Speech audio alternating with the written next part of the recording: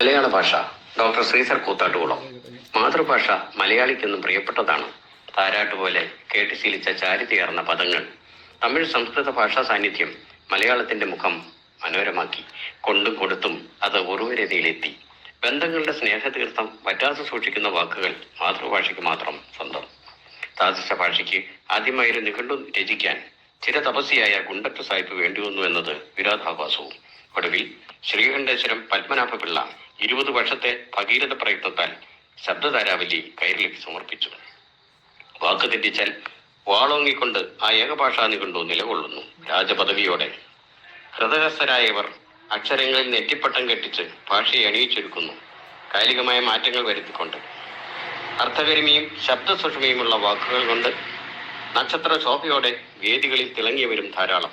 അനുസീതമായ ജൈത്രയാത്രയ്ക്കൊടുവിൽ 2000 വർഷത്തെ പഴക്കം തെളിയിച്ച് 2013 മലയാളത്തിന് ശ്രേഷ്ഠ ഭാഷാ പദവി ലഭിച്ചു. ഭാഷാപിതാവ് എഴുത്തച്ഛനു മുന്നിൽ മലയാളികൾ മുകളീകൃത ഹസ്തരായ നിമിഷം. സാങ്കേതിക വിദ്യയുടെ കുത്തൊഴുക്കിലും അക്ഷരങ്ങളെ പ്രണയിക്കുന്ന മലയാളി വായനയെ നെഞ്ചോട് ചേർക്കുന്നു.